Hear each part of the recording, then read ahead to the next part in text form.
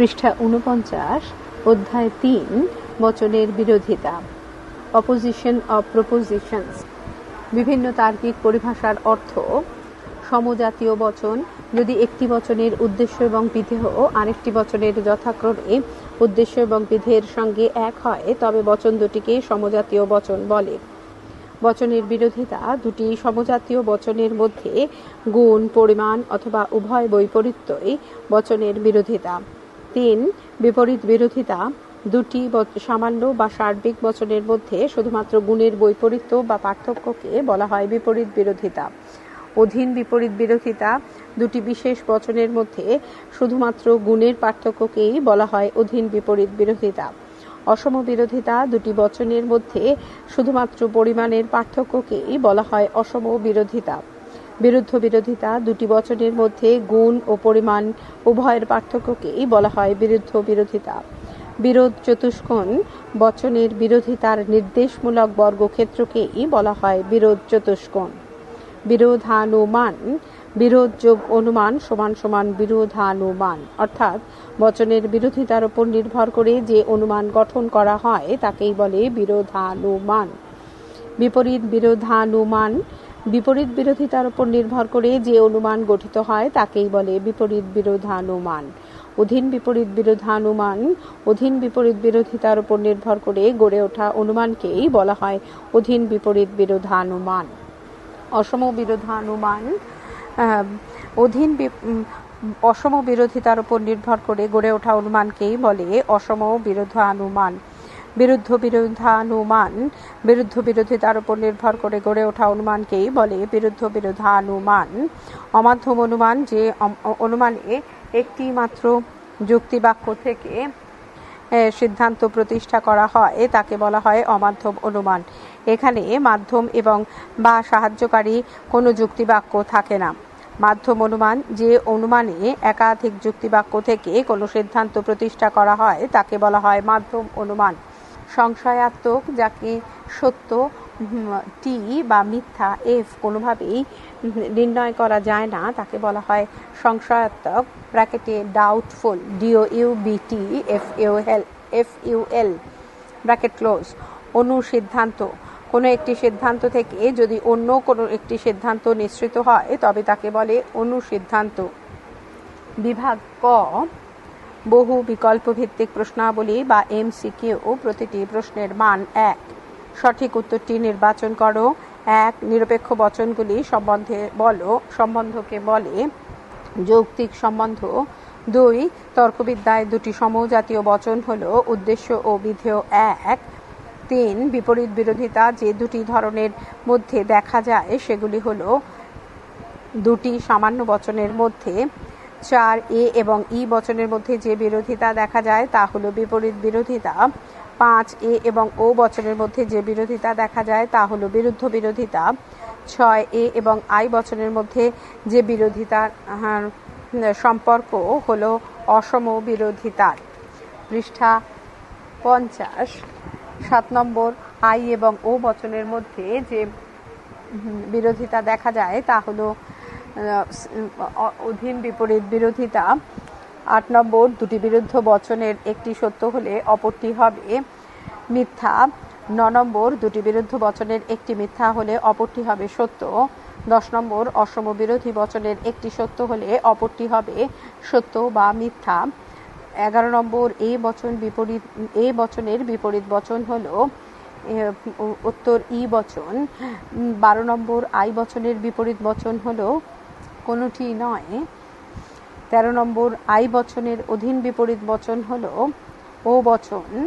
14 নম্বর, I বচন সত্য হলে অনুরূপ এ বচনটি হবে সংশয়াত্মক। 15 নম্বর, এ বচন সত্য হলে অনুরূপ আই বচনটি হবে সত্য। 16 নম্বর, আই বচন মিথ্যা হলে ও বচনটি হবে সত্য। 17 নম্বর, বিপরীত বিরোধিতার সম্পর্ক যে দুটি বচনের মধ্যে দেখা যায় তা হল এ এবং ই বচন। 18 নম্বর, অধীন বিপরীত বিরোধিতার সম্পর্ক যাদের মধ্যে দেখা যায় তারা হল আই এবং ও বচন। 19 নম্বর, অসম বিরোধিতা যে বচনের মধ্যে দেখা যায় তারা হল এ এবং আই বচন এবং ই এবং ও বচন।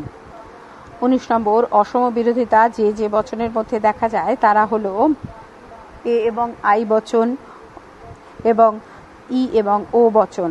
20 নম্বর বিরোধিতার সম্পর্ক যে যে বচনের মধ্যে দেখা যায় তারা হলো এ এবং ও বচন, আই এবং ই বচন। 21 নম্বর বচনের বিরোধিতার ক্ষেত্রে সমজাতীয় বচনের সংখ্যা 2টি। 22 অ্যারিস্টটলের মতে বচনের বিরোধিতার প্রকারভেদ হলো 2। 23 নম্বর নব্য যুক্তিবিজ্ঞানীদের মতে বিরোধিতার প্রকারভেদ হলো 1। 24 নম্বর অসম বিরোধিতাকে অস্বীকার করেছেন উত্তর অ্যারিস্টটল। 25 নম্বর এ বচন সত্য হলে ই বচনটি হবে মিথ্যা। 26 নম্বর এ বচন সত্য হলে আই বচনটি হবে সত্য। 27 নম্বর ই বচন সত্য হলে আই বচনটি হবে মিথ্যা। 28 নম্বর ই বচন মিথ্যা হলে এ বচনটি হবে সংশয়াত্মক। 29 নম্বর আই বচন সত্য হলে ই বচনটি হবে মিথ্যা। 29 নম্বর আই বচন সত্য হলে ই বচনটি হবে মিথ্যা। 30 নম্বর বচনের বিরোধিতার ক্ষেত্রে 2টি বচন থাকে। 31 নম্বর 2টি বচন সমজাতীয় হয়, 2টি বচনের উদ্দেশ্য বিদেহ যখন এক। 32 নম্বর বচনের বিরোধিতা মোট 4 প্রকারের। 33 নম্বর 2টি সামান্য বচনের মধ্যে বিরোধিতা সম্পর্কটি হলো উত্তর বিপরীত বিরোধিতার সম্পর্ক। 34 নম্বর 2টি বিশেষ বচনের মধ্যে বিরোধিতার সম্পর্কটি হলো অধীন বিপরীত বিরোধিতার সম্পর্ক। 35 নম্বর 2টি সদর্থক সামান্য এবং বিশেষ বচনের মধ্যে বিরোধিতার সম্পর্ক হলো অসম বিরোধিতার সম্পর্ক। পৃষ্ঠা 51। 36 নম্বর 2টি নগর্থক সামান্য এবং বিশেষ বচনের মধ্যে বিরোধিতার সম্পর্ক হলো অসম বিরোধিতার সম্পর্ক। 37 নম্বর একটি সামান্য সদর্থক একটি বিশেষ নগর্থক বচনের মধ্যে বিরুদ্ধ বিরোধিতা দেখা যায়। 38 নম্বর একটি সামান্য নগর্থক এবং একটি বিশেষ সদর্থক বচনের মধ্যে বিরুদ্ধ বিরোধিতার সম্পর্ক। 39 নম্বর বিপরীত বিরোধানুমানের বিষয়টি উঠে এসেছে যা থেকে, তা হলো বিপরীত বিরোধিতা থেকে। 40 নম্বর অধীন বিপরীত বিরোধানুমানের বিষয়টি এসেছে উত্তর অধীন বিপরীত বিরোধিতা থেকে। 41 নম্বর অসম বিরোধানুমানের বিষয়টি উঠে এসেছে অসম বিরোধিতা থেকে। 42 নম্বর বিরুদ্ধ বিরোধানুমানের বিষয়টি উঠে এসেছে বিরুদ্ধ বিরোধিতা থেকে। 43 নম্বর এ বচনের সঙ্গে আই বচনের সম্পর্ক হলো অসম বিরোধিতার সম্পর্ক। 44 নম্বর বিরোধানুমান হলো 4 প্রকারের। 45 নম্বর অসম বিরোধানুমান 2টি দেখা যায়, একটি সার্বিক ও একটি বিশেষ সদর্থক বচনের মধ্যে। 46 নম্বর বিপরীত বিরোধানুমান দেখা যায় এ এবং ই বচন দুটির মধ্যে। 47 নম্বর অধীন বিপরীত বিরোধানুমান যে যে বচনের মধ্যে দেখা যায় তা হলো আই এবং ও বচনের মধ্যে। 48 নম্বর বিরুদ্ধ বিরোধানুমান যে দেখা যায় এ এবং ও বচনের মধ্যে। 49 নম্বর অসম বিরোধানুমান নিয়মে সার্বিক বচনটি সত্য হলে বিশেষ বচনটি সত্য হবে। 50 নম্বর অসম বিরোধানুমানের নিয়মে বিশেষ বচনটি সত্য হলে সার্বিক বচনটি সংশয়াত্মক হবে। 51 নম্বর বিরুদ্ধ বিরোধানুমানের নিয়মে একটি বচন সত্য হলে অপর বচনটি মিথ্যা হবে। 52 নম্বর বিরুদ্ধ বিরোধানুমানের নিয়মে একটি বচন মিথ্যা হলে অপর বচনটি সত্য হবে। 53 নম্বর অধীন বিপরীত বিরোধানুমানের নিয়মে একটি বচন সত্য হলে অপর বচনটি সংশয়াত্মক হবে। 54 নম্বর অধীন বিপরীত বিরোধানুমানের নিয়মে একটি বচন মিথ্যা হলে অপর বচনটি সত্য হবে। 55 নম্বর বিপরীত বিরোধানুমানের নিয়মে একটি বচন সত্য হলে অপর বচনটি মিথ্যা হবে। 52 নম্বর পৃষ্ঠা 52। 56 নম্বর প্রশ্ন বিপরীত বিরোধানুমানের নিয়মে একটি বচন মিথ্যা হলে অপর বচনটি সংশয়াত্মক হবে। 57 নম্বর অসম বিরোধানুমানে বিশেষ বচনটি মিথ্যা হলে সার্বিক বচনটি মিথ্যা হবে। 58 নম্বর অসম বিরোধানুমানের নিয়মে সার্বিক বচনটি মিথ্যা হলে বিশেষ বচনটি সংশয়াত্মক হবে। 59 নম্বর ড্যাশ বিরোধানুমানে বলা হয়েছে যদি এ সত্য হয় তবে ই মিথ্যা হবে, উত্তর বিপরীত। 60 নম্বর ড্যাশ বিরোধানুমানে বলা হয়েছে যদি আই বচন মিথ্যা হয় তবে ও বচন সত্য হবে, উত্তর অধীন বিপরীত 61 নম্বর ড্যাশ বিরোধানুমানে বলা হয়েছে যদি এ বচন সত্য হয় তবে আই বচন সত্য হবে। উত্তর অসম বিরোধানুমানে। 62 নম্বর ড্যাশ বিরোধানুমানে বলা হয়েছে যদি এ বচন সত্য হয় তবে ও বচন মিথ্যা হবে। উত্তর বিরুদ্ধ বিরোধানুমানে। 63 নম্বর বিরুদ্ধ বিরোধিতার ক্ষেত্রে ড্যাশ পার্থক্য থাকে। উত্তর গুণ এবং পরিমাণের। 64 নম্বর বিপরীত বিরোধিতার ক্ষেত্রে ড্যাশ পার্থক্য থাকে। উত্তর গুণের। 65 নম্বর অধীন বিপরীত বিরোধিতার ক্ষেত্রে ড্যাশ পার্থক্য থাকে। উত্তর গুণের। 66 নম্বর দুটি বচনের বিরোধিতার ক্ষেত্রে ড্যাশ এক থাকে। উত্তর উদ্দেশ্য এবং বিদেহ। 67 নম্বর বিরোধানুমানের ক্ষেত্রে বচন দুটির উদ্দেশ্য এবং বিদেহ ড্যাশ থাকে। উত্তর এক। 68 নম্বর বিরোধানুমানের নিয়মে ই সত্য হলে এ বচন ড্যাশ হবে। উত্তর মিথ্যা। 69 নম্বর বিরোধানুমানের ভিত্তিতে আই বচন সত্য হলে এ বচন অনিশ্চিত হবে। 70 নম্বর বিরোধানুমানের ভিত্তিতে ও বচন মিথ্যা হলে এ বচন ড্যাশ হবে। উত্তর সত্য। 71 নম্বর বিরোধানুমানের ভিত্তিতে আই বচন মিথ্যা হলে এ বচন ড্যাশ হবে। উত্তর মিথ্যা। বিভাগ খ সংক্ষিপ্ত উত্তর ভিত্তিক প্রশ্নাবলী। প্রতিটি প্রশ্নের মান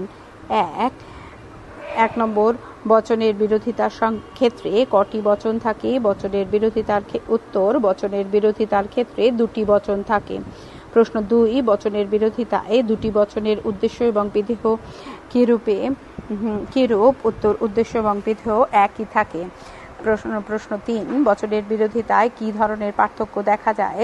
উত্তর গুণের অথবা পরিমাণের অথবা গুণ ও পরিমাণের পার্থক্য দেখা যায়। 4 নম্বর বচনের বিরোধিতার সম্পর্কটি কি রূপ? উত্তর বচনের বিরোধিতার সম্পর্কটি হলো এক ধরনের যৌক্তিক সম্পর্ক। 5 নম্বর প্রশ্ন বচনের বিরোধিতা ক প্রকার ও কি কি? উত্তর বচনের বিরোধিতা 4 প্রকার: বিপরীত, অধীন বিপরীত, অসম এবং বিরুদ্ধ বিরোধিতা। পৃষ্ঠা 53। প্রশ্ন নম্বর 6 বিপরীত বিরোধিতায় বচন দুটি কি রূপ? উত্তর বিপরীত বিরোধিতায় বচন দুটি হলো সামান্য বচন।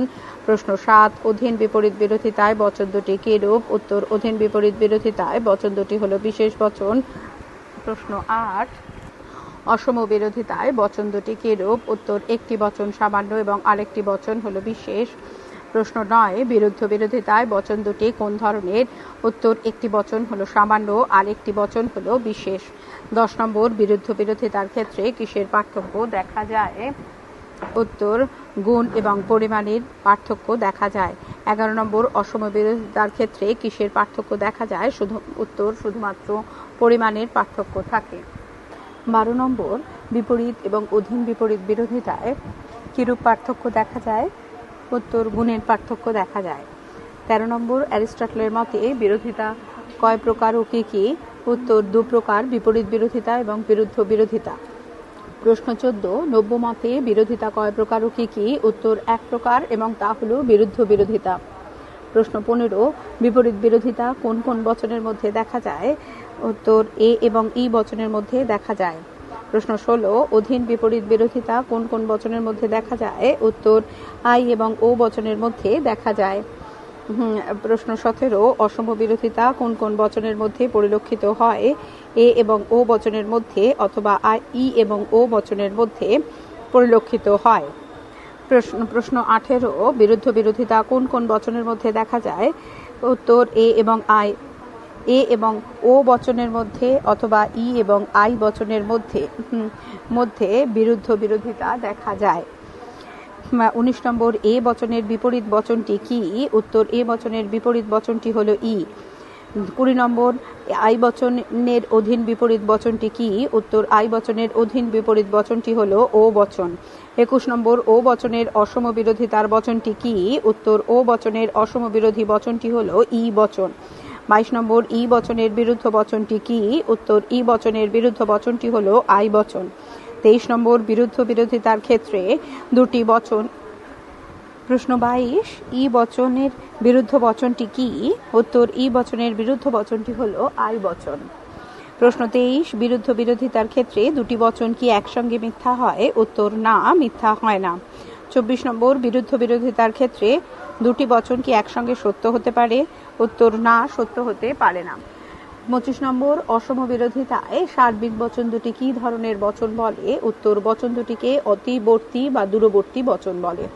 26 নম্বর, অসম বিরোধিতায় বিশেষ বচন দুটিকে কি ধরনের বচন বলে? উত্তর, বচন দুটিকে অনুবর্তী বা নিকটবর্তী বচন বলে। 27 নম্বর, দুটি অধীন বিপরীত বচন কি একই সঙ্গে মিথ্যা হতে পারে? না। উত্তর, না, মিথ্যা হতে পারে না। প্রশ্ন 28, সকল মানুষ হয় সুখী এ বচন প্রথম বচন এবং কোনো কোনো মানুষ নয় সুখী ও বচন দ্বিতীয় বচন। এই দুটি বচনের সম্পর্ককে কি বলা হয়? উত্তর, বিরুদ্ধ বিরোধিতার সম্পর্ক বলা হয়। 29 নম্বর, বিরোধানুমান ক প্রকার ও কি কি? উত্তর, বিরোধানুমান 4 প্রকার: বিপরীত বিরোধানুমান, অধীন বিপরীত বিরোধানুমান, অসম বিরোধানুমান এবং বিরুদ্ধ বিরোধানুমান। প্রশ্ন 30, বিরোধানুমানের মৌল ভিত্তি কি? উত্তর, মৌল ভিত্তি হলো বচনের বিরোধিতা। 31 নম্বর, বিপরীত বিরোধানুমানের নিয়মে এ বচন সত্য হলে ই বচন কি হবে? উত্তর, ই বচন মিথ্যা হবে। 32 নম্বর, বিপরীত বিরোধানুমানের নিয়মে এ বচন মিথ্যা হলে ই বচন কি হবে? উত্তর, ই বচন সংশয়াত্মক হবে। প্রশ্ন 33, অধীন বিপরীত বিরোধানুমানের নিয়মে আই বচন সত্য হলে ও বচন কি হবে? উত্তর, ও বচন সংশয়াত্মক হবে। 34 নম্বর, অধীন বিপরীত বিরোধানুমানের নিয়মে আই বচন মিথ্যা হলে ও বচন কি হবে? উত্তর, ও বচন সত্য হবে। 35 নম্বর, অসম বিরোধানুমানে নিয়মে এ বচন সত্য হলে আই বচন কি হবে? উত্তর, আই বচন সত্য হবে। প্রশ্ন 36, অসম বিরোধানুমানের নিয়মে এ বচন মিথ্যা হলে আই বচন কি হবে? উত্তর, আই বচন সংশয়াত্মক হবে। 37 নম্বর প্রশ্ন, বিরুদ্ধ বিরোধানুমানের নিয়মে এ বচন সত্য হলে ও বচন কি হবে? উত্তর, ও বচন মিথ্যা হবে। 38 নম্বর প্রশ্ন, বিরুদ্ধ বিরোধানুমানের নিয়মে এ বচন মিথ্যা হলে ও বচন কি হবে? উত্তর, ও বচন সত্য হবে। 39 নম্বর, বিরোধানুমানকে কোন ধরনের অনুমান বলা হয়? উত্তর, অমাধ্যম অনুমান বলা হয়। পৃষ্ঠা 54, বিভাগ গ, রচনাধর্মী প্রশ্নোত্তর, প্রতিটি প্রশ্নের মান 8। প্রশ্ন 1, বচনের বিরোধিতা বলতে কি বোঝো? উদাহরণ সহ আলোচনা করো। উত্তর, বিরোধিতা অর্থে নিরপেক্ষ বচনের বিরোধিতা। তর্কবিদ্যায় বিরোধিতার অর্থ হল বচনের বিরোধিতা। ভাষায় ব্যক্ত অবধারণকেই বলা হয় বাক্য। এই বাক্যের তর্কবিদ্যা সম্মত রূপকেই বলা হয় বচন। তর্কবিদ্যায় বিভিন্ন ধরনের বচনের পরিচয় পাওয়া যায়। এই বিভিন্ন ধরনের বচনগুলির অন্যতম হল নিরপেক্ষ বচন। তর্কবিদ্যায় আমরা বচনের বিরোধিতা বলতে যা বুঝি তা হল নিরপেক্ষ বচনের বিরোধিতা। আমরা এও জানি যে নিরপেক্ষ বচন হল 4টি: এ, ই, আই এবং ও প্রভৃতি। এই সমস্ত বচনগুলির মধ্যে এই জাতীয় দুটি বচনের সম্পর্কই হল বিরোধিতার সম্পর্ক। দুটি বচন একই জাতীয় রূপে গণ্য হয় তখনই যখন বচন দুটির উদ্দেশ্য এবং বিধেয় এক হয়। বিরোধিতার সম্পর্ক সমজাতীয় বচনের মধ্যে, ভিন্ন জাতীয় বচনের মধ্যে নয়। সমজাতীয় বচন বলতে আমরা সেই দুটি নিরপেক্ষ বচনকেই বুঝে থাকি যাদের উদ্দেশ্য এবং বিধেয় এক। আর এক ধরনের বচনের মধ্যেই বিরোধিতার সম্পর্ক দেখা যায়, যেমন 1, সকল মানুষ হয় মরণশীল এ। 2, কোনো মানুষ নয় মরণশীল ই। এইরূপ দুটি বচনের মধ্যে বিরোধিতার সম্পর্ক দেখা যেতে পারে, কিন্তু বিজাতীয় দুটি বচনের মধ্যে কখনোই বিরোধিতার সম্পর্ক দেখা যায় না। যেমন 1, সকল নাগরিক হয় ভোটদাতা এ। 2, সকল গুন্ডা হয় চমকদাতা এ। এরূপ দুটি বচনের মধ্যে কোনো তাত্ত্বিক সম্পর্ক নেই বললেই আমাদের মধ্যে কোনো রকম বিরোধিতার সম্পর্ক নেই। বচনের বিরোধিতার সংজ্ঞা এবং উদাহরণ। তর্কবিদ্যায় বচনের বিরোধিতার সংজ্ঞাটিকে এভাবেই উল্লেখ করা যায় যে দুটি নিরপেক্ষ বচনের উদ্দেশ্য এবং বিধেয় একই হওয়া সত্ত্বেও যদি তাদের মধ্যে শুধুমাত্র গুণ অথবা পরিমাণ অথবা গুণ এবং পরিমাণ উভয় দিক থেকেই পার্থক্য দেখা যায় তাহলে তাদের মধ্যে যে পারস্পরিক যৌক্তিক সম্পর্ক দেখা যায় সেই সম্পর্ককেই বলা হয় বচনের বিরোধিতা। উদাহরণ 1, সকল কবি হয় দার্শনিক এ। কোনো কবি নন দার্শনিক ই। ব্যাখ্যা, এই দুটি বচনের উদ্দেশ্য এবং বিধেয় একই হওয়া সত্ত্বেও এদের মধ্যে শুধুমাত্র গুণের পার্থক্য আছে, কারণ এই দুটি বচনের মধ্যে প্রথমটি সংযোজক হয় এবং দ্বিতীয়টি সংযোজক হলো নয়। উদাহরণ 2, সকল কবি হয় দার্শনিক এ।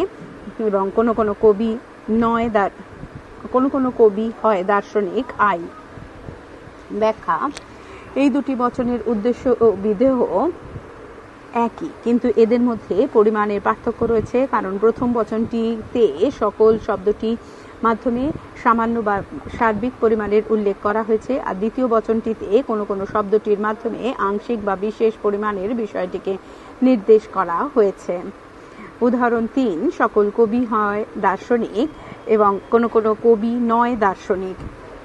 ব্যাখ্যা: এই দুটি বচনের ক্ষেত্রে দেখা যায় যে উভয় বচনেরই উদ্দেশ্য এবং বিধেয় এক, কিন্তু এদের মধ্যে গুণ এবং পরিমাণ এই উভয় দিকের মধ্যেই পার্থক্য দেখা যায়, কারণ প্রথম বচনটি যেখানে সামান্য সদর্থক রূপে গণ্য, সেখানে দ্বিতীয় বচনটি বিশেষ নগর্থক রূপে গণ্য।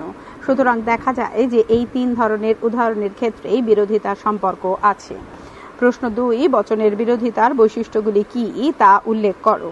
উত্তর: বিরোধিতার বৈশিষ্ট্য। তর্কবিদ্যায় বচনের বিরোধিতার যে সংজ্ঞা দেওয়া হয়েছে তারই পরিপ্রেক্ষিতে বচনের বিরোধিতার ক্ষেত্রে নিচের বৈশিষ্ট্যগুলি দেখা যায়।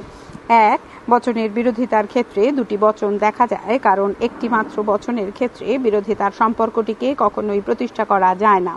বিরোধিতার অর্থই হল একটি বচনের সঙ্গে আরেকটি বচনের বিরোধিতা। 2, বিরোধিতার ক্ষেত্রে যে দুটি বচন দেখা যায় সেই দুটি বচন হল সমজাতীয় বা সমপর্যায়ের। 3, বিরোধিতার ক্ষেত্রে যে দুটি বচন দেখা যায় সেই দুটি বচন সমজাতীয় বলেই তাদের উদ্দেশ্য এবং বিধেয় একই হয়। বচন দুটি উদ্দেশ্য এবং বিধেয় তাই পারস্পরিকভাবে ভিন্ন ভিন্ন হতে পারে না। 4, বচনের বিরোধিতায় অর্থ হলো তা এক ধরনের সম্পর্ক, এরূপ সম্পর্কটি বিভিন্ন ধরনের হতে পারে। 5, বিরোধিতার ক্ষেত্রে যে দুটি বচনের উল্লেখ করা হয় সেই দুটি বচন গুণের দিক থেকে ভিন্ন হতে পারে, পরিমাণের দিক থেকেও ভিন্ন হতে পারে, আবার গুণ ও পরিমাণ উভয় দিক থেকেই ভিন্ন হতে পারে। 6, পৃষ্ঠা 55। 6, যে দুটি বচনের মধ্যে বিরোধিতার সম্পর্ক দেখা যায় সেই দুটি বচনের মধ্যে একটির সত্যতা থেকে আরেকটির সত্যতা নিরূপণ করা যায়, অর্থাৎ এই দুটি বচনের মধ্যে সত্য মিথ্যার সম্পর্ক দেখা যায়। 7, বচনের বিরোধিতার উপর নির্ভর করে বিরোধানুমানের বিষয়টি পরিলক্ষিত হয়, অর্থাৎ বিরোধানুমানের ক্ষেত্রে বিরোধিতার একটি গুরুত্বপূর্ণ ভূমিকা আছে। 8, বচনের বিরোধিতার ক্ষেত্রে বচন দুটির মধ্যে যে কোনো ধরনেরই সম্পর্ক দেখা যাক না কেন একটি বচনকে অপরটির বিরোধী বচন রূপে গণ্য করা হয়। 9, বচনের বিরোধিতা হলো এক প্রকারের যৌক্তিক সম্পর্ক, কারণ একটি বচন অপর বচনটির সঙ্গে যে কোনো দৃষ্টিভঙ্গির দিক থেকে যুক্তভাবে সম্পর্কিত, কখনোই অযৌক্তিকভাবে নয়। প্রশ্ন 3, বচনের বিরোধিতা কয় প্রকার ও কি কি? বিপরীত বিরোধিতা এবং অধীন বিপরীত বিরোধিতা উদাহরণ সহ আলোচনা করো। 2+3+3।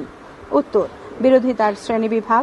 তর্কবিদ্যায় নিরপেক্ষ বচন হিসেবে মোট 4টি বচনকে স্বীকার করে নেওয়া হয়েছে। এই 4টি নিরপেক্ষ বচন হল এ, ই, আই এবং ও প্রভৃতি। এই 4 প্রকার নিরপেক্ষ বচনের মধ্যে মোট 4 প্রকার বিরোধিতার সম্পর্ক দেখা যায়। এগুলি হলো যথাক্রমে 1, বিপরীত বিরোধিতা, 2, অধীন বিপরীত বিরোধিতা, 3, অসম বিরোধিতা এবং 4, বিরুদ্ধ বিরোধিতা।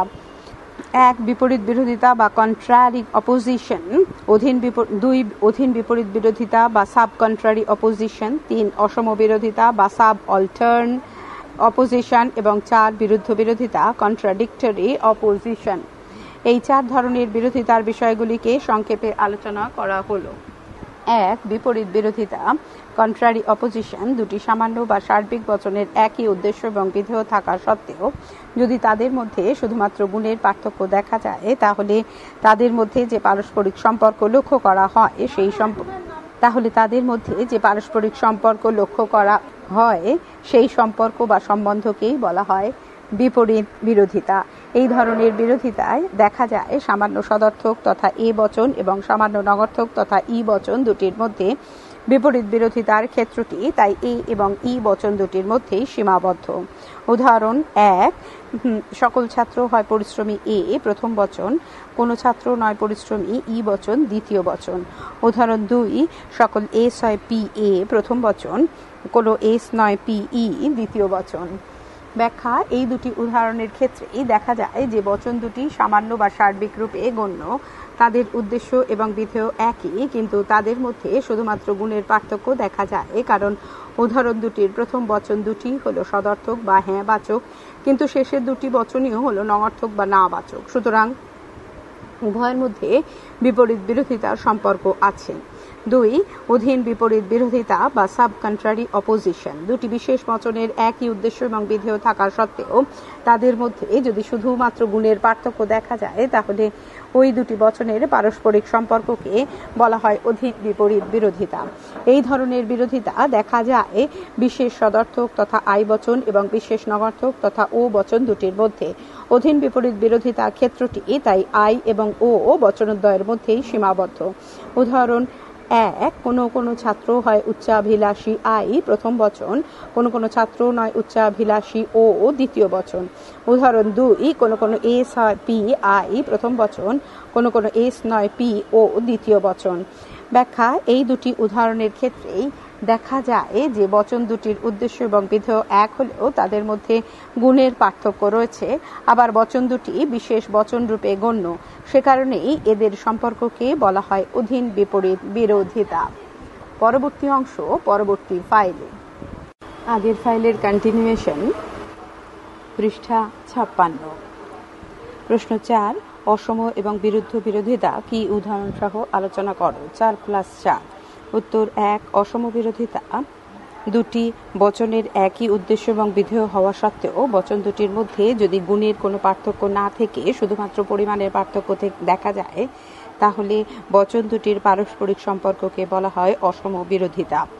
এই ধরনের বিরোধিতা দেখা যায় সামান্য সদর্থক তথা এ বচন এবং বিশেষ সদর্থক তথা আই বচন দুটির মধ্যে, অথবা সামান্য নঙর্থক তথা ই বচন এবং বিশেষ নঙর্থক তথা ও বচন দুটির মধ্যে। অসম বিরোধিতার ক্ষেত্রটি তাই এ এবং আই বচন দুটি এবং অথবা ই এবং ও বচন দুটির মধ্যে সীমাবদ্ধ।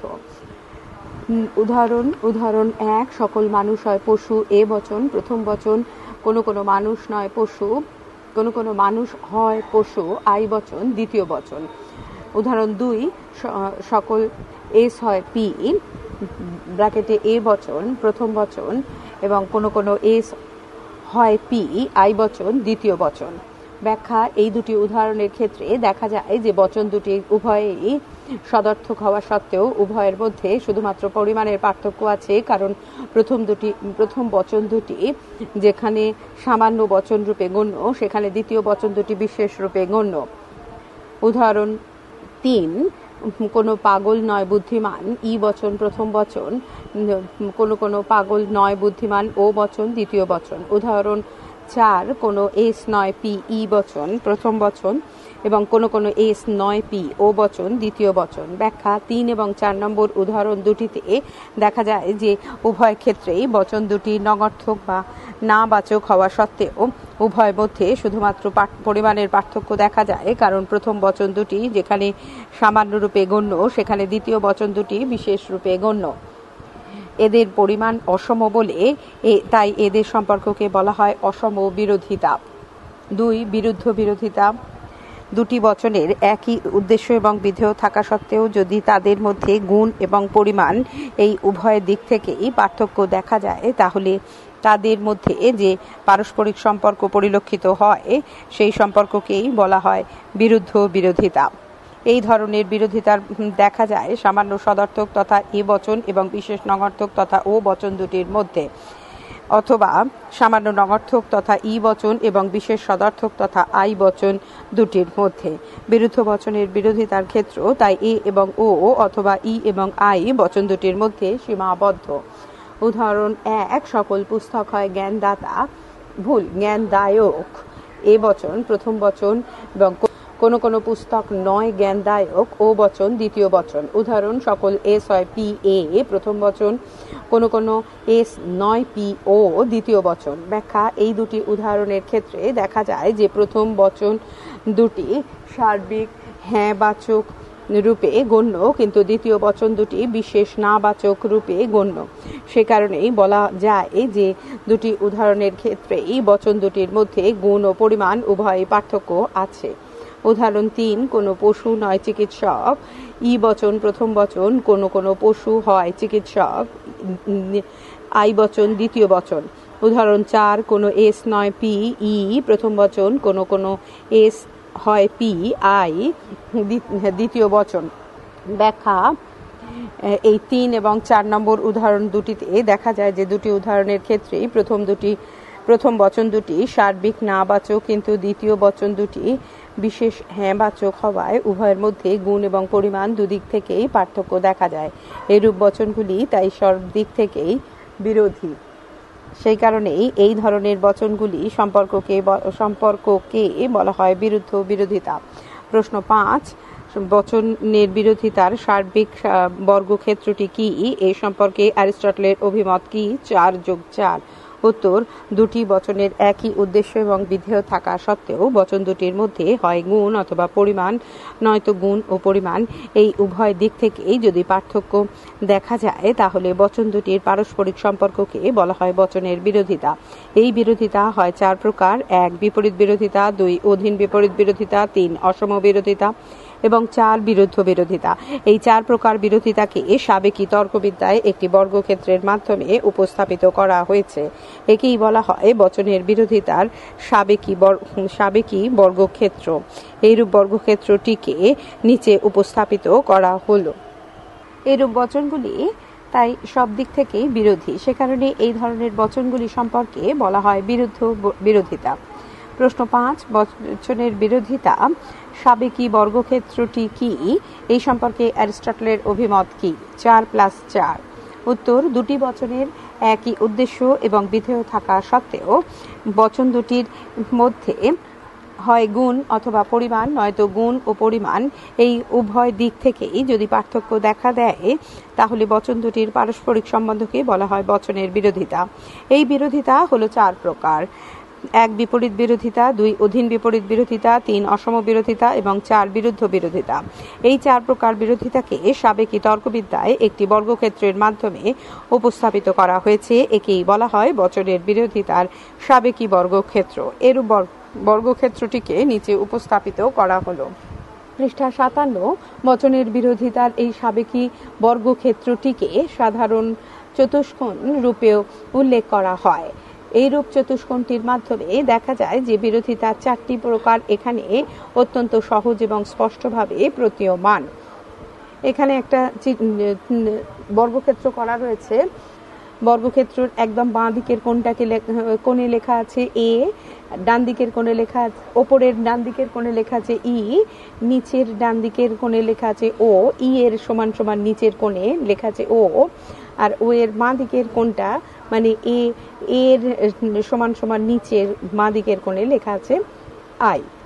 এবার তাতে দুটো দাগ টানা আছে। এ থেকে ইর দিকে যে সম্পর্কটা যাচ্ছে বা ই থেকে এর দিকে যে সম্পর্কটা, তাকে বলা হচ্ছে বিপরীত বিরোধিতা।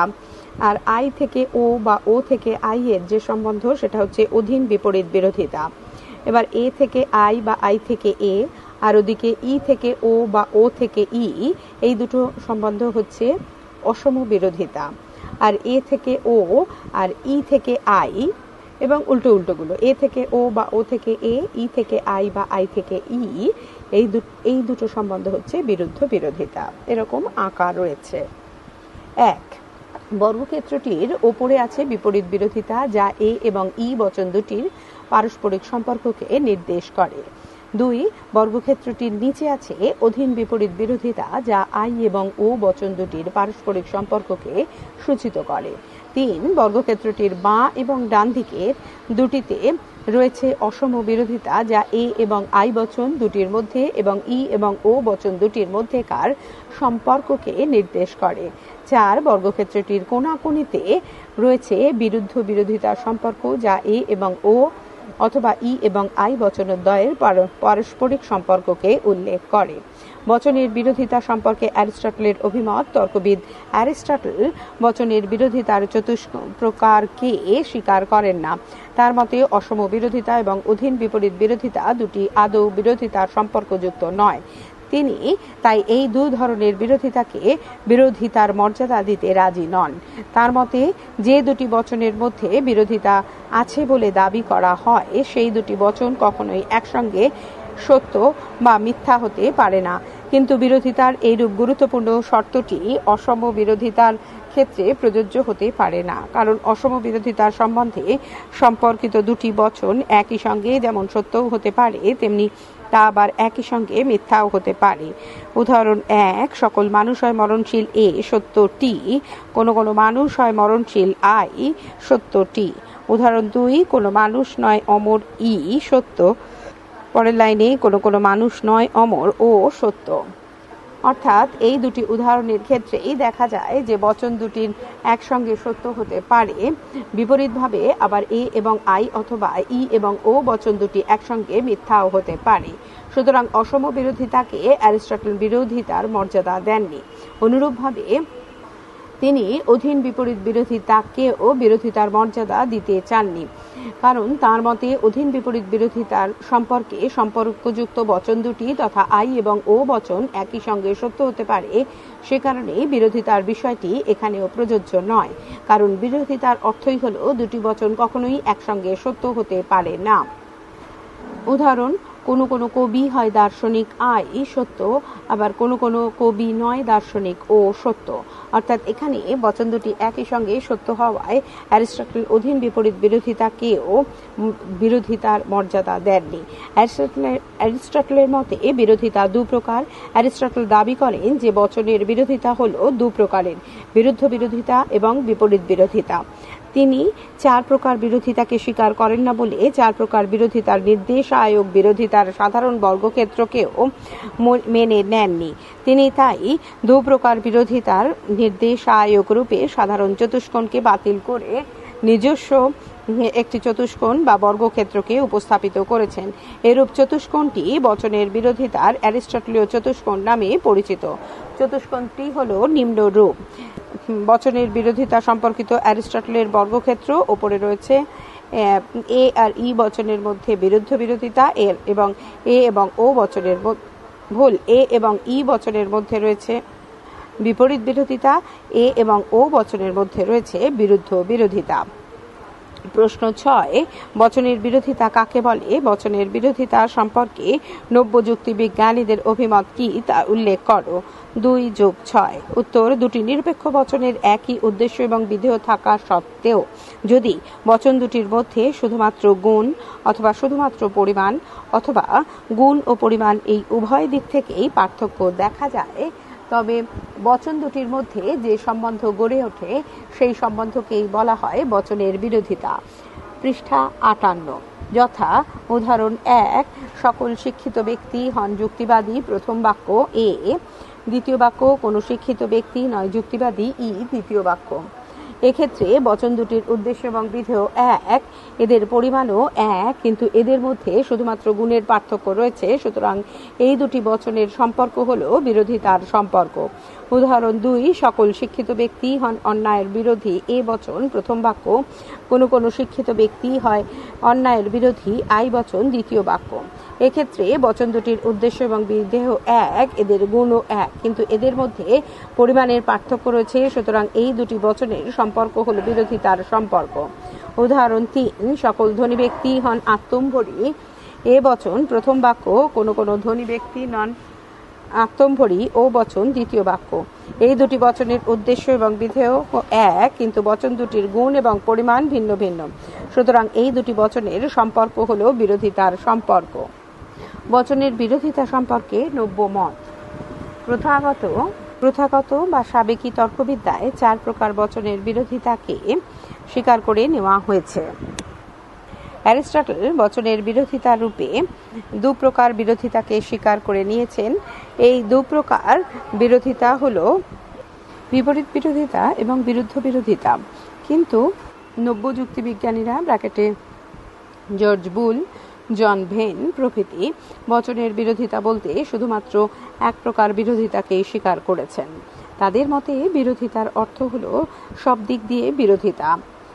অর্থাৎ গুণ ও পরিমাণ উভয় দিক থেকেই যে দুটি বচন বিপরীত রূপে গণ্য সেই দুটি বচনের মধ্যেই বিরোধিতা আছে বলা যায়। আর গুণ ও পরিমাণ এই উভয় দিক থেকেই যে দুটি বচন বিপরীত রূপে গণ্য সেই দুটি বচনের সম্পর্ককে বলা হয় বিরুদ্ধ বিরোধিতা। সুতরাং একমাত্র বিরুদ্ধ বিরোধিতাকেই স্বীকার করে নেওয়া উচিত, অন্য কোনো প্রকার বিরোধিতাকে নয়। নব্য যুক্তিবিজ্ঞানীরা সাবেকি বিরোধ চতুষ্টয় এবং অ্যারিস্টটলের দু প্রকার বিরোধিতাকে স্বীকার করেন না। তাদের মতে বিরোধিতা হলো এক প্রকারের এবং তা হলো বিরুদ্ধ বিরোধিতা। এই বিরুদ্ধ বিরোধিতাই হলো প্রকৃত বিরোধিতা। এছাড়া আর অন্য কোনো প্রকারের বিরোধিতাকে স্বীকার করা সঙ্গত নয়। এই বিরুদ্ধ বিরোধিতার বিষয়টিকে জর্জ বুল নিচের চিত্রটির মাধ্যমে উপস্থাপিত করেছেন। বাঁ দিকের কোণে রয়েছে এ, তার পাশে লেখা আছে এস পি বার, পি এর মাথায় একটা দাগ সমান সমান 0। আর ডান দিকের কোণে আছে ই, এস পি সমান সমান 0। এর নিচে এর সমান সমান নিচে আছে বাঁ দিকের কোণে, তাহলে আই এস পি সমান সমানকে কাটা নট ইকুয়াল টু আর কি 0। আর ই এর ডান দিকে আই এর ডান দিকে ই এর নিচে আছে ও, এস পি মাথায় একটা দাগ, তাকে বলছে S P bar not equal to 0। Equal to দিয়ে তাকে কাটা আছে, নট ইকুয়াল টু 0। আধুনিক চতুষ্কোণ। এইরূপ চিত্রটিতে দেখা যায় যে এ এবং ও বচন দুটি পরস্পর বিরুদ্ধ রূপে গণ্য, কারণ এ বচনে যে শ্রেণীকে এস পি বার শ্রেণী শূন্য শ্রেণীরূপে উল্লেখ করা হয়েছে, ও বচনে সেই শ্রেণীকেই অশূন্য শ্রেণীরূপে গণ্য করা হয়েছে। আবার ই এবং আই বচন দুটিও পরস্পর বিরুদ্ধ রূপে গণ্য, কারণ ই বচনে যে শ্রেণীটিকে এসপি ব্র্যাকেটে শূন্য শ্রেণী বলা হয়েছে সেই একই শ্রেণীকে আই বচনে অশূন্য শ্রেণী বলা হয়েছে। প্রশ্ন 7, অসম বিরোধিতাকে কি প্রকৃত অর্থে বিরোধিতা বলা যায়? উত্তর, প্রচলিত তর্কবিদ্যায় অসম বিরোধিতার স্বীকৃতি। তর্কবিদ্যায় অসম বিরোধিতাকে প্রকৃত অর্থে বিরোধিতা বলা যায় কিনা এ সম্পর্কে তর্কবিদদের মধ্যে মতভেদ আছে। প্রচলিত তর্কবিদ্যায় অসম বিরোধিতাকে যথার্থ অর্থেই বিরোধিতা বলা হয়েছে, কারণ প্রচলিত তর্কবিদ্যায় দুটি বচনের মধ্যে যে কোনো ধরনের পার্থক্যকেই বিরোধিতা বলে স্বীকার করে নেওয়া হয়েছে। অর্থাৎ দুটি বচনের মধ্যে যদি শুধুমাত্র গুণের পার্থক্য থাকে অথবা শুধুমাত্র পরিমাণের পার্থক্য থাকে অথবা গুণ এবং পরিমাণ উভয়ের পার্থক্য থাকে, তাহলে ওই বচন দুটির পারস্পরিক সম্পর্ককে বলা হয় বিরোধিতা। সেই অর্থে অসম বিরোধিতার এক ধরনের বিরোধিতা, কারণ এখানে দুটি বচনের মধ্যে শুধুমাত্র পরিমাণের পার্থক্যকে স্বীকার করা হয়েছে। যেমন উদাহরণ, সকল মানুষ হয় মরণশীল এ বচন প্রথম বচন, কোন কোন মানুষ হয় মরণশীল আই বচন দ্বিতীয় বচন। ব্যাখ্যা, এই দুটি বচনের ক্ষেত্রে উদ্দেশ্য বিদেহ এবং গুণ এক হওয়া সত্ত্বেও এদের মধ্যে শুধুমাত্র পরিমাণের পার্থক্য রয়েছে। প্রচলিত তর্কবিদ্যায় তাই অসম বিরোধিতাকে বিরোধিতা রূপেই স্বীকার করে নেওয়া হয়েছে। পৃষ্ঠা 59, অ্যারিস্টটলের অস্বীকৃতি। প্রথম ব্যাখ্যা, তর্কবিদ অ্যারিস্টটল এই অসম বিরোধিতাকে বিরোধিতার মর্যাদা দিতে রাজি নন। তার মতে অসম বিরোধিতা কোনো প্রকৃত বিরোধিতায় নয়, কারণ তিনি দাবি করেন যে দুটি বচনের মধ্যে যদি বিরোধিতার সম্পর্ক থাকে তাহলে ওই বচন দুটি কখনোই একসঙ্গে সত্য বা মিথ্যা হতে পারে না। কিন্তু অসম বিরোধিতার ক্ষেত্রে যে দুটি বচনের মধ্যে পরিমাণের পার্থক্য দেখা যায় সেই দুটি বচন হলো এ এবং আই বচন এবং ই এবং ও বচন। এই দুটি বচন জোড়া বিশ্লেষণ করলে দেখা যায় যে এ এবং আই বচন একসঙ্গে সত্য হতে পারে, আবার ই এবং ও বচন একসঙ্গে সত্য হতে পারে। সে কারণে অসম বিরোধিতার বিষয়টিকে বিরোধিতা রূপে গণ্য করা উচিত নয়। দ্বিতীয় একটি ব্যাখ্যা অনুসারে বলা যায় যে বচনের বিরোধিতার ভাবটি স্পষ্টভাবে ফুটে ওঠে বচন দুটির গুণগত পার্থক্যের মাধ্যমে, কিন্তু অসম বিরোধিতা যে দুটি বচনের মধ্যে দেখা যায় তাদের মধ্যে কোনো গুণগত ভেদ বা পার্থক্য নেই।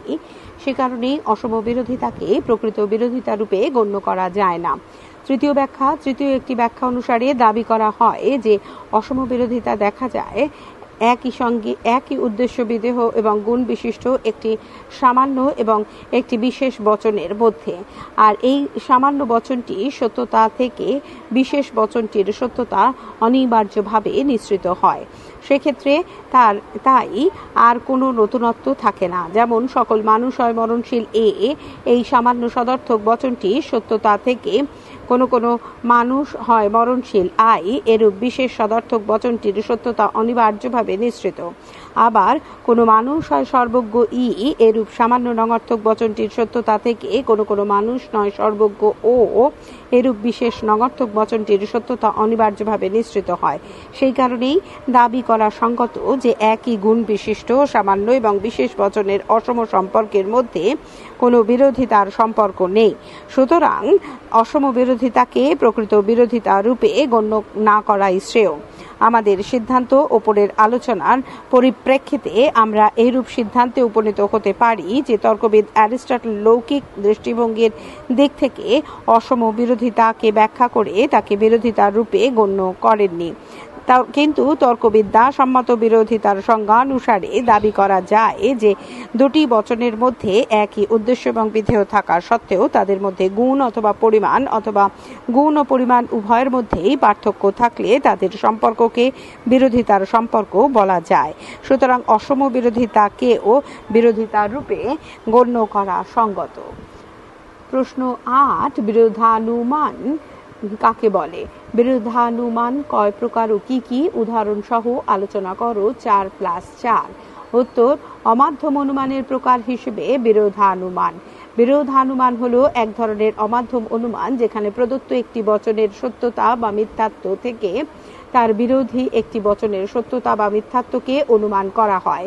সুতরাং বিরোধানুমানের সংজ্ঞাটিকে এভাবেই উল্লেখ করা যায় যে অমাধ্যম অনুমানে একটি বচনের সত্যতা বা মিথ্যাত্বের ভিত্তিতে তার যে কোনো ধরনের বিরোধী অপর একটি বচনের সত্যতা বা মিথ্যাত্ব অনুমান করা হয় তাকেই বলা হয় বিরোধানুমান। যেমন সকল মানুষ হয় মরণশীল এই বচনটিকে সত্য বলে ধরে নিলে, অর্থাৎ এর সত্যতা থেকে এর সঙ্গে বিপরীত বিরোধিতার সম্পর্কিত কোনো মানুষ নয় মরণশীল এই বচনটির মিথ্যাত্বকে অনুমান করা যায়। সে কারণেই বলা যায় যে এই বচন দুটির সম্পর্ক হলো বিরোধানুমানের সম্পর্ক। বিরোধানুমানের ভিত্তি ও প্রকার আমরা জানি যে তর্কবিদ্যায় নিরপেক্ষ বচন হলো 4টি: এ, ই, আই এবং ও বচন।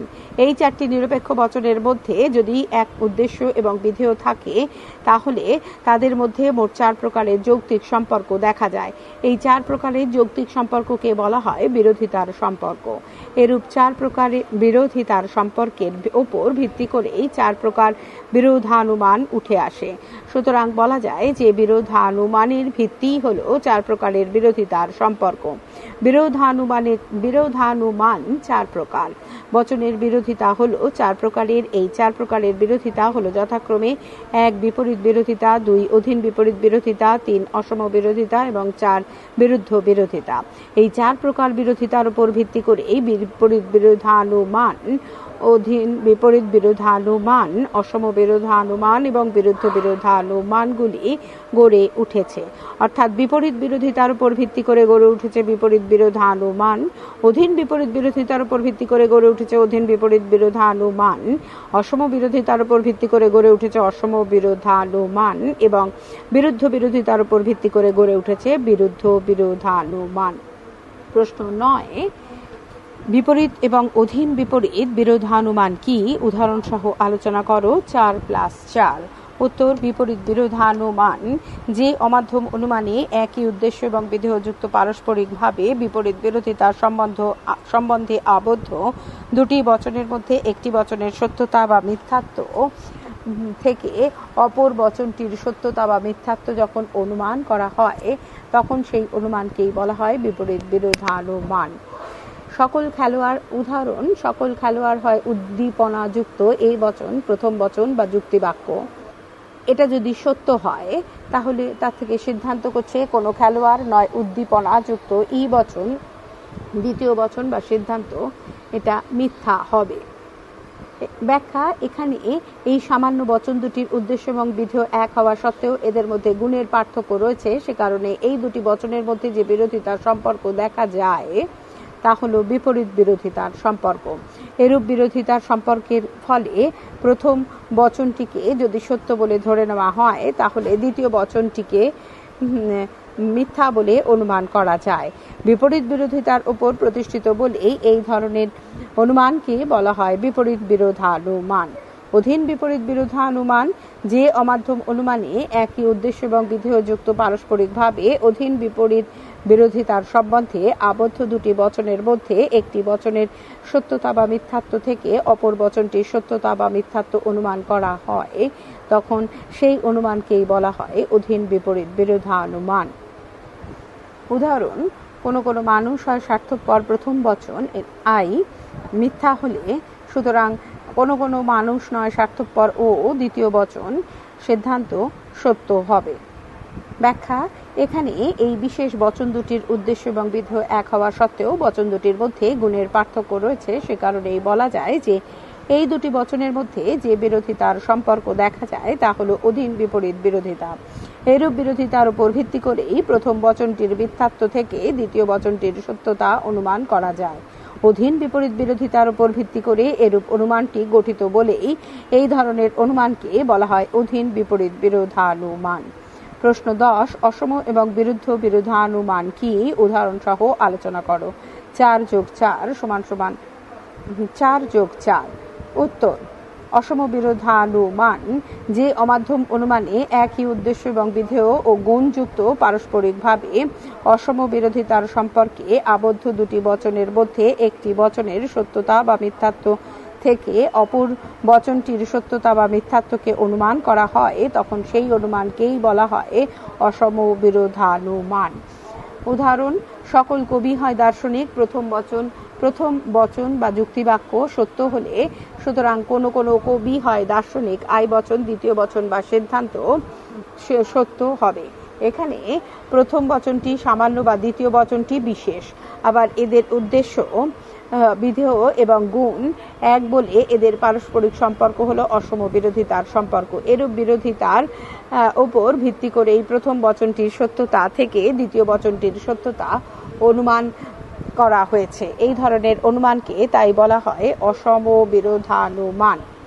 বিরুদ্ধ বিরোধানুমান যে অমাধ্যম অনুমানে একই উদ্দেশ্য এবং বিধেয়যুক্ত পারস্পরিকভাবে বিরুদ্ধ বিরোধিতার সম্পর্কে আবদ্ধ দুটি বচনের মধ্যে একটি বচনের সত্যতা বা মিথ্যাত্ব থেকে অপর বচনটির সত্যতা বা মিথ্যাত্ব অনুমান করা হয়, তখন সেই অনুমানকেই বলা হয় বিরুদ্ধ বিরোধানুমান। উদাহরণ, সকল ছিদ্রান্বেষী হয় সংকীর্ণ মনা এ বচন প্রথম বচন বা যুক্তিবাক্য সত্য হলে সুতরাং কোনো কোনো ছিদ্রান্বেষী নয় সংকীর্ণ মনা ও বচন দ্বিতীয় বচন বা সিদ্ধান্ত মিথ্যা হবে। ব্যাখ্যা, এখানে বচন দুটির উদ্দেশ্য এবং বিধেয় এক, কিন্তু এদের মধ্যে গুণ এবং পরিমাণের পার্থক্য রয়েছে, সে কারণেই বলা যায় যে এই দুটি বচনের পারস্পরিক সম্পর্ক হলো বিরুদ্ধ বিরোধিতার সম্পর্ক। এরূপ সম্পর্কের ওপর ভিত্তি করে প্রথম বচনটির সত্যতা থেকে দ্বিতীয় বচনটির মিথ্যাত্ব অনুমান করা যায়। বিরুদ্ধ বিরোধিতার সম্পর্কের ওপর এরূপ অনুমান প্রতিষ্ঠিত বলেই এরূপ অনুমানকে বলা হয় বিরুদ্ধ বিরোধানুমান। পরবর্তী অংশ পরবর্তী ফাইলে। আগের ফাইলের কন্টিনিউয়েশন, পৃষ্ঠা 61।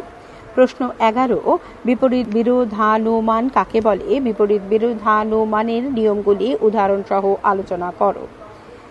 উত্তর, বিপরীত বিরোধানুমানের সংজ্ঞা। বিপরীত বিরোধানুমান যে অমাধ্যম অনুমানে একই উদ্দেশ্য এবং বিধেয়যুক্ত পারস্পরিকভাবে বিপরীত বিরোধিতার সম্পর্কের আবদ্ধ দুটি বচনের মধ্যে একটি বচনের সত্যতা বা মিথ্যাত্ব থেকে অপর বচনটির সত্যতা বা মিথ্যাত্ব অনুমান করা হয়, তখন তাকে বলা হয় বিপরীত বিরোধানুমান। উদাহরণ, সকল পুস্তকপ্রেমী হয় উদার এ প্রথম বচন যুক্তিবাক্য সত্য তার থেকে সুতরাং কোনো পুস্তকপ্রেমী নয় উদার ই দ্বিতীয় বচন সিদ্ধান্ত মিথ্যা হবে। ব্যাখ্যা, আমরা জানি যে বিপরীত বিরোধিতা দেখা যায় দুটি সামান্য বচনের মধ্যে। এই দুটি সামান্য বচনের একই উদ্দেশ্য এবং বিধেয় থাকা সত্ত্বেও যদি বচন দুটির মধ্যে শুধুমাত্র গুণের পার্থক্য দেখা যায়, তাহলে বলা যায় যে তাদের মধ্যে বিপরীত বিরোধিতার সম্পর্ক আছে। এরূপ বিরোধিতার ওপর ভিত্তি করেই আমরা বিপরীত বিরোধানুমান গঠন করে থাকি। সে কারণেই আমরা এখানে প্রথম বচনটির সত্যতা থেকে দ্বিতীয় বচনটির মিথ্যাত্বকে সহজে অনুমান করতে পারি, কারণ বিপরীত বিরোধানুমানের নিয়মই হলো একটি বচন সত্য হলে অপর বচনটি মিথ্যা হবে। বিপরীত বিরোধানুমানের নিয়ম যে দুটি বচনের মধ্যে এ এবং ই বিপরীত বিরোধানুমান গঠন করা হয়, তাদের একটি সত্য হলে অন্যটি মিথ্যা হবে, কিন্তু দুটি বচনের একটি মিথ্যা হলে অপরটি হবে সংশয়াত্মক। বিপরীত বিরোধানুমানের এইরূপ নিয়মের পরিপ্রেক্ষিতে বলা যায়, 1 এ বচন সত্য হলে ই বচন মিথ্যা হবে, 2 ই বচন সত্য হলে এ বচন মিথ্যা হবে, কিন্তু 3 এ বচন মিথ্যা হলে ই বচন সংশয়াত্মক হবে, 4 ই বচন মিথ্যা হলে এ বচন সংশয়াত্মক হবে। উদাহরণ 1 নম্বর নিয়ম অনুসারে বলা যায় যে সকল দার্শনিক হয় চিন্তাবিদ এ সত্য, সুতরাং কোনো দার্শনিক নয় চিন্তাবিদ ই মিথ্যা। 2 নম্বর নিয়ম অনুসারে বলা যায় যে কোনো চিন্তাবিদ নয় উদার ই সত্য, সুতরাং সকল চিন্তাবিদ হয় উদার এ মিথ্যা। 3 নম্বর নিয়ম অনুসারে বলা যায় যে সকল মানুষ হয় শয়তান এ মিথ্যা, সুতরাং কোনো মানুষ নয় শয়তান ই সংশয়াত্মক। 4 নম্বর নিয়ম অনুসারে বলা যায় যে কোনো মানুষ নয় সৎ ই মিথ্যা, সুতরাং সকল মানুষ হয় সৎ এ সংশয়াত্মক। সুতরাং দেখা যায় যে বিপরীত বিরোধানুমানের নিয়মগুলি অনুসরণ করে আমরা বিপরীত বিরোধিতার সম্পর্কিত দুটি বচনের মধ্যে একটি বচনের সত্যতা বা মিথ্যাত্ব থেকে অপর বচনটির সত্যতা বা মিথ্যাত্ব অথবা সংশয়াত্মক অবস্থার ব্র্যাকেটে যা সত্যও হতে পারে আবার মিথ্যাও হতে পারে ব্র্যাকেট ক্লোজ অনুমান করতে পারি। প্রশ্ন 12, অধীন বিপরীত বিরোধানুমান কি, এর নিয়মগুলি দৃষ্টান্ত সহকারে উল্লেখ করো। উত্তর: অধীন বিপরীত বিরোধানুমান যে অমাধ্যম অনুমানে একই উদ্দেশ্য এবং বিধেয়যুক্ত পারস্পরিকভাবে অধীন বিপরীত বিরোধিতার সম্পর্কে আবদ্ধ দুটি বচনের মধ্যে একটি সত্যমূল্য সত্য অথবা মিথ্যা থেকে অপর বচনটির সত্যমূল্য অনুমান করা যায়, তাকেই বলে অধীন বিপরীত বিরোধানুমান। বচনের বিরোধিতার ক্ষেত্রে দাবি করা হয় যে দুটি বিশেষ বচনের আই এবং ও বচন উদ্দেশ্য এবং বিধেয় এক হওয়া সত্ত্বেও যদি তাদের মধ্যে শুধুমাত্র গুণের পার্থক্য দেখা যায়, তাহলে তাদের পারস্পরিক সম্পর্ককে বলা হয় অধীন বিপরীত বিরোধিতা।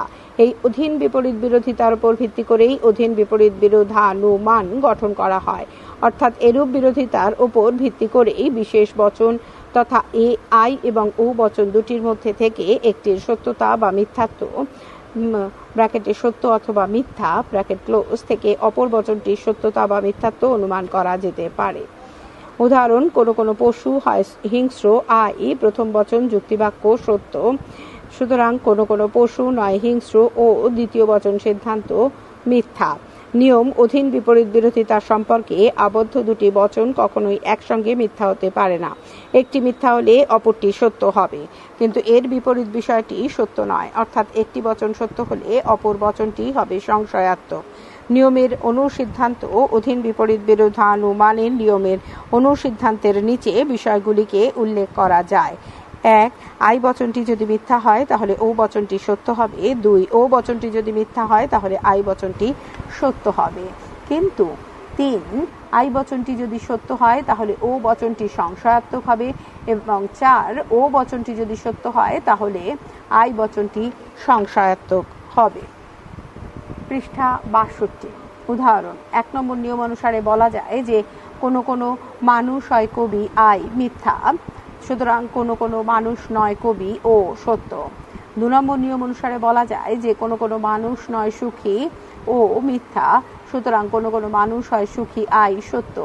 3 নম্বর নিয়ম অনুযায়ী বলা যায় যে কোনো কোনো মানুষ হয় কবি আই সত্য, সুতরাং কোনো কোনো মানুষ নয় কবি ও সংশয়াত্মক। 4 নম্বর নিয়ম অনুসারে বলা যায় যে কোনো কোনো মানুষ নয় সুখী ও সত্য, সুতরাং কোনো কোনো মানুষ হয় সুখী আই বচন সংশয়াত্মক। এইভাবে দেখা যায় যে অধীন বিপরীত বিরোধানুমানের নিয়মের পরিপ্রেক্ষিতে আমরা একটি বচনের সত্যতা বা মিথ্যাত্ব থেকে অপর বচনটির সত্যতা মিথ্যাত্ব এবং তাদের সংশয়াত্মক অবস্থা ব্র্যাকেটে যা সত্যও হতে পারে আবার মিথ্যাও হতে পারে, ব্র্যাকেট ক্লোজ প্রভৃতিকে অনুমান করতে পারি। প্রশ্ন 13, অসম বিরোধানুমান কাকে বলে? অসম বিরোধানুমানের নিয়ম দৃষ্টান্ত সহকারে উল্লেখ করো। উত্তর, অসম বিরোধানুমানের সংজ্ঞা: যে অমাধ্যম অনুমানে একই উদ্দেশ্য বিদেহ এবং গুণযুক্ত পারস্পরিকভাবে অসম বিরোধিতার সম্পর্কে আবদ্ধ দুটি বচনের মধ্যে একটির সত্যতা বা মিথ্যাত্ব থেকে অপরটির সত্যতা বা মিথ্যাত্ব অনুমান করা হয়, তাকেই বলা হয় অসম বিরোধানুমান। উদাহরণ: সকল দুষ্কৃতি হয় অমানবতাবাদী। প্রথম বচন সত্য হলে সুতরাং কোনো দুষ্কৃতি হয় অমানবতাবাদী, আই বচন দ্বিতীয় বচন বা সিদ্ধান্ত সত্য হবে। ব্যাখ্যা: এখানে উল্লেখ করা যায় যে প্রথম বচনটি একটি সার্বিক হ্যাঁবাচক বচন এবং দ্বিতীয় বচনটি একটি বিশেষ হ্যাঁবাচক বচন। আবার এদের উভয়েরই উদ্দেশ্য ও বিধেয় এক, এদের মধ্যে তাই শুধুমাত্র পরিমাণের পার্থক্য দেখা যায়। সে কারণেই এই বচন দুটির পারস্পরিক সম্বন্ধ হলো অসম বিরোধিতার সম্পর্ক। এরূপ সম্পর্কের ওপর ভিত্তি করেই আমরা প্রথম বচনটির সত্যতা থেকে দ্বিতীয় বচনটির সত্যতা অনুমান করতে পারি। এরূপ অনুমানটিকেই বলা হয় অসম বিরোধানুমান। অসম বিরোধানুমানের নিয়ম: অসম বিরোধিতার সম্বন্ধের উপর নির্ভর করে অসম বিরোধানুমান গঠন করার ক্ষেত্রে দুটি নিয়মকে অনুসরণ করতে হয়। প্রথম নিয়ম: সামান্য বচনটি যদি সত্য হয় তবে বিশেষ বচনটিও সত্য হবে, কিন্তু এর বিপরীত বিষয়টি সত্য নয়। অর্থাৎ বিশেষ বচনটি সত্য হলে সামান্য বচনটি সংশয়াত্মক হবে। দ্বিতীয় নিয়ম: বিশেষ বচনটি যদি মিথ্যা হয় তবে তার অনুরূপ সামান্য বচনটিও মিথ্যা হবে, কিন্তু এর বিপরীত বিষয়টি সত্য নয়। অর্থাৎ সামান্য বচনটি মিথ্যা হলে বিশেষ বচনটি সংশয়াত্মক হবে। প্রথম নিয়মের অনুসিদ্ধান্ত: প্রথম নিয়মটির পরিপ্রেক্ষিতে যে সমস্ত অনুসিদ্ধান্তগুলি গ্রহণ করা যায় সেগুলো হলো: 1. এ বচন সত্য হলে আই বচনটিও সত্য হবে। 2. ই বচন সত্য হলে ও বচনটিও সত্য হবে। কিন্তু 3. আই বচন সত্য হলে এ বচন সংশয়াত্মক হবে। 4. ও বচন সত্য হলে ই বচন সংশয়াত্মক হবে। উদাহরণ: 1 নম্বর নিয়ম অনুযায়ী অনুমান করা যায় যে সকল ছাত্র হয় সৎ এ প্রথম বচন বা যুক্তিবাক্য সত্য, সুতরাং কোনো ছাত্র হয় সৎ দ্বিতীয় বচন বা সিদ্ধান্ত সত্য। 2 নম্বর নিয়ম অনুযায়ী অনুমান করা যায় যে কোনো মানুষ নয় সুখী, ই বচন প্রথম বচন যুক্তিবাক্য সত্য, তার থেকে সুতরাং কোনো মানুষ হয় সুখী, কোনো মানুষ নয় সুখী, ও বচন দ্বিতীয় বচন সিদ্ধান্ত সত্য হবে। তৃতীয় নিয়ম অনুযায়ী অনুমান করা যায় যে কোনো ছাত্র হয় সৎ, আই বচন প্রথম বচন বা যুক্তিবাক্য সত্য হলে সুতরাং সকল ছাত্র হয় সৎ দ্বিতীয় বচন বা সিদ্ধান্ত সংশয়াত্মক। পৃষ্ঠা 63। 4 নম্বর নিয়ম অনুযায়ী অনুমান করা যায় যে কোনো ছাত্র নয় সৎ ও প্রথম বচন বা যুক্তিবাক্য সত্য হলে সুতরাং কোনো ছাত্র নয় সৎ দ্বিতীয় বচন বা সিদ্ধান্ত সংশয়াত্মক। দ্বিতীয় নিয়মের অনুসিদ্ধান্ত: দ্বিতীয় নিয়মটির পরিপ্রেক্ষিতে যে সমস্ত অনুসিদ্ধান্ত গ্রহণ করা যায় সেগুলি হলো: 1. আই বচন মিথ্যা হলে এ বচনটিও মিথ্যা হবে। 2. ও বচন মিথ্যা হলে ই বচনটিও মিথ্যা হবে, কিন্তু 3. এ বচন মিথ্যা হলে আই বচনটি সংশয়াত্মক হবে। 4. ই বচন মিথ্যা হলে ও বচনটি সংশয়াত্মক হবে। উদাহরণ: 1 নম্বর নিয়ম অনুসারে অনুমান করা যায় যে কোনো কবি হয় দার্শনিক, প্রথম যুক্তিবাক্য মিথ্যা এফ, সুতরাং সকল কবি হয় দার্শনিক এ বচন দ্বিতীয় বচন সিদ্ধান্ত মিথ্যা এফ। 2 নম্বর নিয়ম অনুসারে অনুমান করা যায় যে কোনো কবি নয় দার্শনিক ও প্রথম বচন যুক্তিবাক্য মিথ্যা, সুতরাং কোনো কবি নয় দার্শনিক ই বচন দ্বিতীয় বচন বা সিদ্ধান্ত মিথ্যা। 3 নম্বর নিয়ম অনুসারে অনুমান করা যায় যে সকল কবি হয় দার্শনিক এ প্রথম বচন বা যুক্তিবাক্য হচ্ছে মিথ্যা এফ, তার থেকে সুতরাং কোনো কবি হয় দার্শনিক আই দ্বিতীয় বচন বা সিদ্ধান্ত হচ্ছে সংশয়াত্মক। 4 নম্বর নিয়ম অনুসারে অনুমান করা যায় যে কোনো কবি নয় দার্শনিক ই প্রথম বচন বা যুক্তিবাক্য মিথ্যা, সুতরাং কোনো কবি নয় দার্শনিক ও বচন দ্বিতীয় বচন সিদ্ধান্ত হচ্ছে সংশয়াত্মক। প্রশ্ন 14। বিরুদ্ধ বিরোধানুমান কাকে বলে? বিরুদ্ধ বিরোধানুমানের নিয়মগুলি কি তা উদাহরণ সহযোগে উল্লেখ করো। উত্তর: বিরুদ্ধ বিরোধানুমানের সংজ্ঞা যে অমাধ্যম অনুমানে একই উদ্দেশ্য এবং বিধেয় যুক্ত পারস্পরিকভাবে বিরুদ্ধ বিরোধিতার সম্পর্কে আবদ্ধ দুটি বচনের মধ্যে একটির সত্যতা বা মিথ্যাত্ব থেকে অপরটির সত্যতা বা মিথ্যাত্ব অনুমান করা হয়, সেই অনুমানকেই বলা হয় বিরুদ্ধ বিরোধানুমান। এই ধরনের অনুমান নিয়ে দেখা যায় এ এবং ও আর ই এবং আই বচন জোড়ের মধ্যে। উদাহরণ: সকল ধ্বনি হয় অহংকারী এ বচন প্রথম বচন বা যুক্তিবাক্য সত্য হলে, সুতরাং কোনো কোনো ধ্বনি নয় অহংকারী ও বচন দ্বিতীয় বচন বা সিদ্ধান্ত মিথ্যা হবে। ব্যাখ্যা: এখানে বচন দুটির মধ্যে প্রথমটি হলো এ বচন এবং দ্বিতীয়টি হলো ও বচন। এই বচন দুটির উদ্দেশ্য এবং বিধেয় এক, কিন্তু এদের মধ্যে গুণ এবং পরিমাণ উভয়েরই পার্থক্য রয়েছে। এই দুটি বচনের পারস্পরিক সম্পর্ক হল বিরুদ্ধ বিরোধিতার সম্পর্ক। এরূপ সম্পর্কের উপর ভিত্তি করেই প্রথম বচনটির সত্যতা থেকে দ্বিতীয় বচনটির মিথ্যাত্ব অনুমান করা যায়। বিরুদ্ধ বিরোধিতার সম্পর্কের উপর এরূপ অনুমানটি নির্ভরশীল বলেই এই ধরনের অনুমানকে বলা হয় বিরুদ্ধ বিরোধানুমান। নিয়ম: যে দুটি বচনের মধ্যে বিরুদ্ধ বিরোধানুমান গঠন করা যায় তাদের একটি সত্য হলে অপরটি মিথ্যা হবে এবং একটি মিথ্যা হলে অপরটি সত্য হবে। নিয়মের অনুসিদ্ধান্ত: বিরুদ্ধ বিরোধানুমানের এরূপ নিয়মের পরিপ্রেক্ষিতে নিচের অনুসিদ্ধান্তগুলি উল্লেখ করা যায়। 1. এ বচন সত্য হলে ও বচন মিথ্যা হবে। 2. এ বচন মিথ্যা হলে ও বচন সত্য হবে। 3. ই বচন সত্য হলে আই বচন মিথ্যা হবে। 4. ই বচন মিথ্যা হলে আই বচন সত্য হবে। 5. আই বচন সত্য হলে ই বচন মিথ্যা হবে। 6. আই বচন মিথ্যা হলে ই বচন সত্য হবে। 7. ও বচন সত্য হলে এ বচন মিথ্যা হবে। 8. ও বচন মিথ্যা হলে এ বচন সত্য হবে। পৃষ্ঠা 64।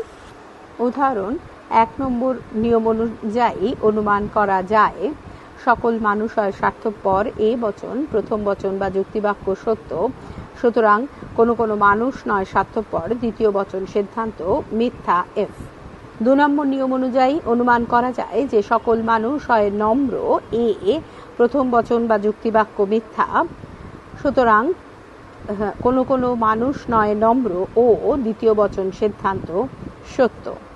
3 নম্বর নিয়ম অনুযায়ী অনুমান করা যায় কোনো মানুষ নয় অমর ই প্রথম বচন বা যুক্তিবাক্য সত্য, সুতরাং কোনো কোনো মানুষ হয় অমর আই দ্বিতীয় বচন বা সিদ্ধান্ত মিথ্যা। 4 নম্বর নিয়ম অনুযায়ী অনুমান করা যায় কোনো মানুষ নয় অমর ই প্রথম বচন বা যুক্তিবাক্য মিথ্যা, সুতরাং কোনো কোনো মানুষ হয় অমর দ্বিতীয় বচন সিদ্ধান্ত সত্য। 5 নম্বর নিয়ম অনুযায়ী অনুমান করা যায় কোনো কোনো মানুষ হয় চোর আই বচন প্রথম বচন বা যুক্তি বাক্য সত্য, সুতরাং কোনো মানুষ নয় চোর ই বচন দ্বিতীয় বচন বা সিদ্ধান্ত মিথ্যা। 6 নম্বর নিয়ম অনুযায়ী অনুমান করা যায় কোনো কোনো মানুষ হয় সাধু আই প্রথম বচন বা যুক্তিবাক্য মিথ্যা, সুতরাং কোনো মানুষ নয় সাধু ই দ্বিতীয় বচন বা সিদ্ধান্ত সত্য। 7 নম্বর নিয়ম অনুযায়ী অনুমান করা যায় কোনো কোনো মানুষ নয় স্নেহান্ধ ও প্রথম বচন বা যুক্তিবাক্য সত্য, সুতরাং সকল মানুষ হয় স্নেহান্ধ এ দ্বিতীয় বচন বা সিদ্ধান্ত মিথ্যা। 8 নম্বর নিয়ম অনুযায়ী অনুমান করা যায় যে কোনো কোনো মানুষ নয় অত্যাচারী ও প্রথম বচন বা যুক্তিবাক্য সত্য, সুতরাং সকল মানুষ হয় অত্যাচারী এ দ্বিতীয় বচন সিদ্ধান্ত মিথ্যা।